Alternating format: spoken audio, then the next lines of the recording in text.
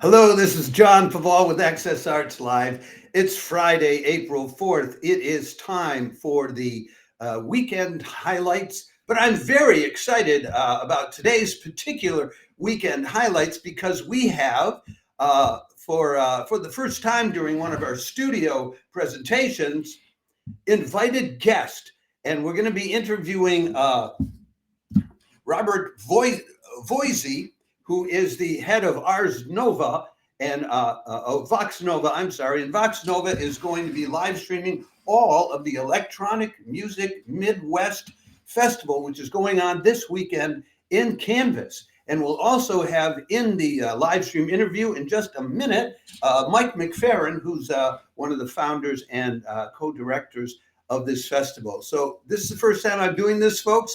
I'm going to see if this works. I'm going to click on the button to bring these guys in, and we'll see if they're in. Hey, how you John, doing? how are you? Yeah. Oh, this is so cool. This is our first studio live interview. I did one once before with a terrific organist at St. Eustace Cathedral. But as I mentioned to all of you viewing folks, the zillions of you who tune in, this is Robert Voisey of Vox Novus, which is a veteran YouTube live streaming chain dedicated particularly to new music and composers of new music, right? And and he's on the left on the screen that I'm looking. He's the guy who has hair that's the color of mine. That's right. And then the guy who's here there is Mike McFerron, who I understand, Mike, you're the founder or one of the founders of this festival. Yeah, I'm the founder of Electronic Music Midwest, and I'll apologize. You're going to hear some sound in the background because we're getting ready to start up our sound. It's awesome, right? That's what I'm in Stockholm, and the Swedes would say "even better." Even better. It sounds like even better, which is what it is, because that's where the. Anyway, I'm really happy to have you guys here doing this interview. I don't want to have you on hold, Mike, but I do want to. This is the first time that I've met Robert, and I'm very curious about Vox Novus, and I wondered if you could tell me a little bit about. I understand it's been around for like 15 years, right? It started in 2000. Okay, so it's 25 years. Yeah. That's a long time. Were you like 5 years old when you started? No, anyway, I got to New York and okay. I was a young gun, like trying to make my thing, and I realized I needed to produce and present my own work. So I come from an accounting background, so you start a company so you can do write-offs, blah, blah, blah. Okay. I started with just me, and then it was 5 guys, and we turned it to 20. And then, a year later, we started a concert series called Composer's Voice, which was a traditional chamber concert with 2 parts. I guess the weirdness of it was we only did new music. So, everybody back then was like, playing, a dead guy, and then they would sprinkle in some contemporary music, and we just did contemporary music. And so I started that in 2001. Yeah. And then it's been 25 years. Well, my impression from just, I've been doing our live streaming and our notices about other people's live streaming since last May. So we're coming up to 1 year mark. So I've become familiar with an awful lot of different groups in the time. And what I have noticed is that back in the late 80s and early 90s, there was a wave of chamber music groups that started up, some of which are still around today. They're like renowned, but then they were just scrappy little groups. And they were feeling the need to commission new composers to do works for them. So that was starting up in the 80s and 90s. But I think by the time we get to you're coming into it in the 2000s, you already had the feeling, well, no, we'll just do the new music. We will mix. We don't have to do the other thing to justify our existence. So and one of the things I've noticed about your channel is that there's actually music on your channel. Because let me say, I am not an electronic music fan. I'm curious about it. We're not all perfect. No, yeah, that's right. And I make mistakes every live stream, a number of them. But some of the electronic music to me is, and to a lot of listeners will be like, well, that sounds like noise. This doesn't sound like what I think of as music because it's not melodic. Now, the thing that I like about Vox Novus is there's a lot of melodic new composers on it. You had a harpist composer on a few months ago, and I just thought, and this is all new music, but completely melodic. Right. And that was Alyssa Wright. Yeah, absolutely. Yeah, listen, and I thought, well, this is new music, and I noticed that Gene Pritzker is on the Mike, Gene Pritzker is on the program here. So, he's going to be opening up EMM for us. Yeah. Our first piece for the first show. So are both of you familiar with Gene Pritzker then, and the wild stuff that he does at Composers Concordance? Oh yeah. I mean, he turns out so much product, and but the thing that impresses me about Pritzker and Composers Concordance is that although he's way out on the edge of crossing boundaries between genres and jazz and classical and electronic music and narrative and whatever, he's way out on the edge. He gets people coming in from all over the world who are like, classic musicians. They're playing with, chamber music ensembles in Europe or the United States, or with orchestras, and then they go to New York City and they go crazy with Gene Pritzker, and do stuff they would never be doing back at home, or some of them are. I know that there are some new music ensembles there. So, is there anything coming up? Because I know you do several. To finish up with Vox Novus, I know that you have. When I look at your website, you have like 3 or 4 different hooks there. There's Composer's Voice, there's 15 Minutes of Fame, and I think there are 2 others. Yeah. Now, so I'm co-producing a series called Sanctuary Sounds, which is that's new. That's new. Yeah. I have a project called 60 by 60, which collaborates with dancers a lot. That's electronic. That's an electronic project, and those are my 4 biggest focuses. I've got a couple of others that throughout. Yeah.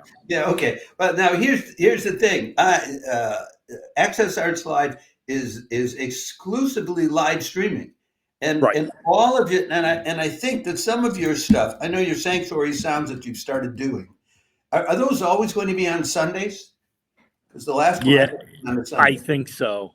Okay, so we can let our viewers know. Well, if you want to hear new music, it's on Sundays. But one of them isn't Composer's Voice. Is that recorded or is that live? The TV, it's going to be recorded. It's the TV show. It's a TV show that airs in New York City. Yeah. I was doing live streams. Yeah. But it's too much confusion. I just put an X next to it. I can't push that one. But now, what about the 15 Minutes of Fame? Is that live? Yes, most of the time. Most of the time, there's a live component. Okay. What I do a lot is I put 15 Minutes of Fame on Composer's Voice, so then it's not. But when I'm streaming it live, it's live. It's complicated. I get that. Okay. Yeah.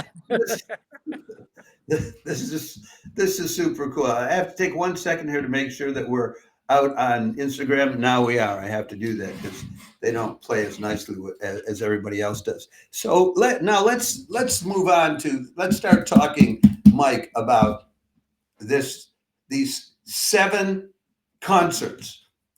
And I think that's actually a little confusing for people who just see the listing because they see concert and they think, oh, that's one performer. But no, I would have called these 7 sessions because each concert will have a series of performers in it, right? Yeah, our concerts will have, in some pieces, the only performer will be the speakers themselves. So we do works that are also for fixed media, but this is really a composers festival. And so we do 7 concerts that will have usually 6 or 7 different composers represented. on the concert, and composers are selected to participate in this festival through a peer review process. So they submit their best work. We only allow people to submit one piece for consideration. Yeah. And there's an adjudication panel that meets, and we choose we try to choose a program that really demonstrates the huge breadth, beauty, and diversity in electronic music today. And so that's where we are for our EMM festival. Okay. The other thing is our festival, our concerts are by design relatively short. We don't do intermissions. We don't do 2-hour concerts where you end up missing a lot of really great music due to ear fatigue. Instead, we really try to create, at least for 2 days here in Kansas City, Kansas, or next year it's at Lewis University outside of Chicago. Okay. We really try to create a community of composers to. So let me back up a little bit here, because I didn't do with you what I did with do you go by Robert or Bob or Rob, or what is it? Rob. Yeah, okay. What I did with Rob, which is, who are you and how did this get started? Where does this come from all of a sudden? Right. So we've been doing electronic music Midwest since 2000. With my so 25 years too. 25 years. I mean, we missed a couple of years due to COVID, but with my compatriot Ian Corbett, he's our technical director. He's also teaches here at Kansas City, Kansas Community College. So that's why you're okay. Yeah, that's why we're here. And so on every other year, we're here in Kansas City, Kansas, and then in the other years, we're at Lewis University outside of Chicago. Okay. And it was where I teach. But Ian and I were classmates at University of Missouri, Kansas City, and we'd been going to a number of academic, new music conferences, and we decided that we thought we could do it better. And I'm not sure we are, but we're having a hell of a lot of fun trying for the last 25 years. Well, were you studying music? I mean, are you a composer yourself, or were you just interested in composing? Yeah, no. Both Ian and I, our terminal degrees are in composition from UMKC. Okay. All right. So all of my training is as a formal composer. We can't go into the whole 25 years of what's been going on, but then we can get back to, so you were talking about how you don't want to have overkill and the concerts last too long. So there are 7 concerts during. That's right, and they're all about an hour long. And okay. I will just say, I know we can't go through all 25 years, but I think it's worth noting that EMM has presented close to 2,000 new works in the Midwest to our Midwest communities. Are there any composers out of those 2,000 works, or particular works, that you would say these are the ones that were real finds on our part? There's too many to mention. Actually, it's. I got to tell you, both me and Rob and Ian and Kay, who's sitting over here from the University of Arizona, and Jason Bolte, who teaches and runs the department at Montana State, or Tony Reimer, who teaches at Illinois State. I think we probably all coming into this weekend with a little bit of exhaustion and trepidation, and thinking, God, when is this going to be over? But we leave with being just incredibly inspired by really just the beauty that's being created in electronic music. There are many years that I leave this festival saying to myself, well, I guess I should probably quit because I can't top what I just heard. And it really is an amazing weekend of really innovative, creative, expressive, electroacoustic concert music, unlike any other festival that I'm really aware of. Well, that's what. Go ahead, Rob. Yeah, I should note that, I met Mike at a festival, and I actually started out by being a guest with the 60 by 60 project at EMM, and I did 60 by 60 here for, I don't know, like 10 and 11 years. So what your listeners or viewers may not know is 60 by 60 is 61 minute pieces played back to back. And it's a concert length piece.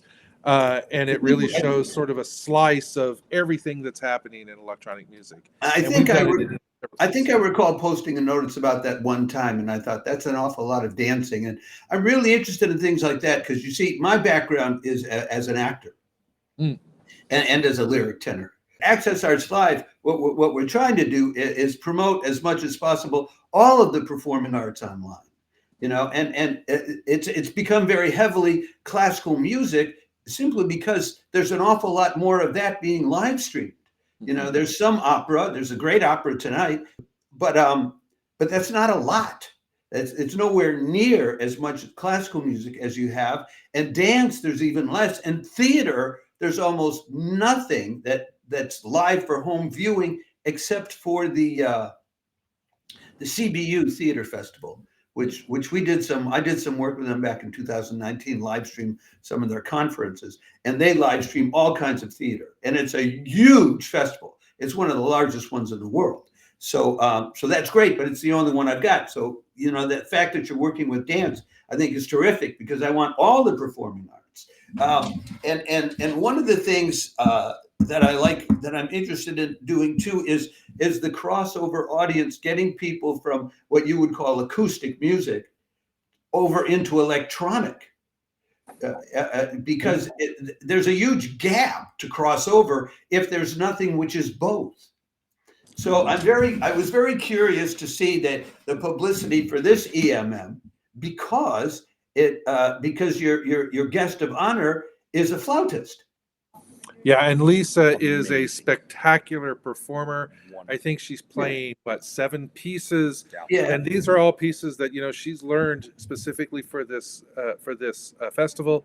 Every year we have a guest performer, and they're usually, they're always performers who are great, really experts in playing music for with electronics, live interactive, live electronics, fixed media, all of that type of thing. And so we've been really fortunate that we've had some of the really greatest performers in this field at our festival, including this year we have Rob's piece is being played by Craig Hultgren. And Craig has been in the new music scene his entire career. He's been a real champion of new music. When is this playing? If you're going to mention it, give me a specific day and time and concert so that'll we be can our provide it for viewers. That'll be our Friday concert. Today's concert. Today's last concert, where 15 Minutes of Fame is also where she's a monster player. I remember her wanting to do 15 Minutes of Fame, including everything that she got. I was just like, it's a lot of work, and she just tonight that concert is tonight at 8 p.m. Kansas City time. Yeah, that's concert number 3. Okay, because I haven't reviewed. Right. So I only had time really to like look through the first days, your very first concert. Okay, and I want to ask more about Lisa Bost-Sandgren because when she's playing these pieces, are they purely acoustic or are they acoustic mixed with electronic music? I mean, in principle, is all of the music in this festival, if I may call it that, you don't call it that, but I will. In principle, is each piece at least a mix of acoustic, and there always has to be an electronic music component? But yeah, you're absolutely correct. All of the music has some electronic component, and we define that very loosely. So we've had stuff that has used all different types of electronics to produce sound, but all of her pieces will either have a fixed media component that she's playing along with, like on her 15 Minutes of Fame. Those are 15 1-minute pieces tonight. And then there are 15 Minutes of Fame. Yeah, that's tonight at 8 p.m. Kansas City time. Okay. And so it's the first piece on that concert, and it's 15 1-minute pieces back to back, all with fixed media. And then there will be also pieces that she plays what do you mean mixed media? I don't know what fixed media would be, like music that was created in a studio on its own, that's fixed, that doesn't change, as opposed to music that's interactive. So a computer that's listening to audio input and making choices. And And you she have, does that too. It's just not part of 15 minutes. oh wait, oh, okay. So people want to tune into concert number 3 today if they possibly can. I don't know if in Absolutely. Europe it's going to be 3. It'll be gee, you guys have 7 hours. Yeah, Or it's 8 tough. So people will just be going 3 to in the bed. morning.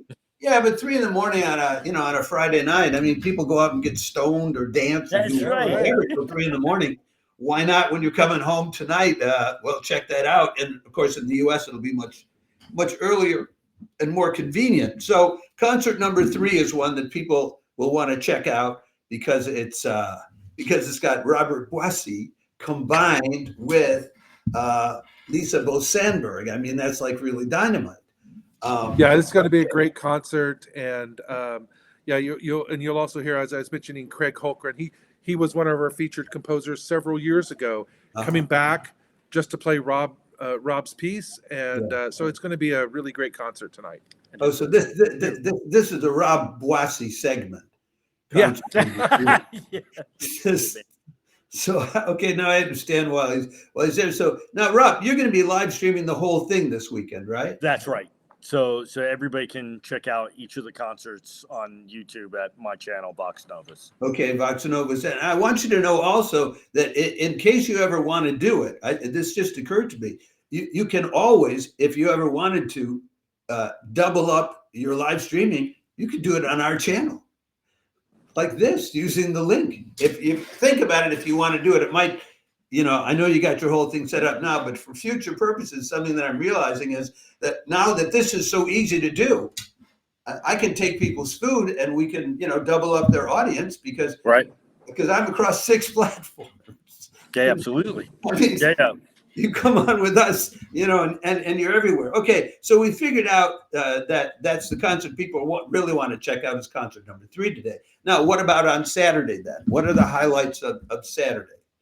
And just like there are 4 concerts. Yeah. There are 4 concerts on Saturday. Yeah. And again, these are all Central Time, but I think it's 10 a.m., 1:30, 4 p.m., and 8 p.m. And Lisa will also be playing on several of those concerts. Yes. She'll end the festival with a fabulous piece by Michael Whitgraff that is really a great piece to end a great festival on. And so, all of our concerts, I think, are really exciting, but that concert in particular, we have a fixed media piece on there by Leah Reed. This piece has won lots of awards and is really spectacular. So that would be another great concert. If you can only tune into one, the 8 p.m. on Saturday would be a great concert to tune into as well. And people can find our website and learn more about our festival at emmfestival.org. Talking about live, we're live. We got to get going. Okay, yeah, we're 30 minutes up. Okay, that's great. Starting in 17 seconds. So that's great. Listen, thank you guys so much. I will now go into the source thing, and I will click you off in a second. But just thank you ever so much for participating and being part of the history of our founding year. Ciao for now. John. Yeah, okay, thanks. bye-bye. Have a great weekend. If you're watching on Facebook, please click the like button. If you're watching on YouTube, click subscribe. If you're watching on any of our other platforms, we're happy that you like our videos. Well, we'd be even happier if you would like us. That is, follow and or subscribe to Access Arts Live if you watch us on X, TikTok, Instagram, Threads, or LinkedIn.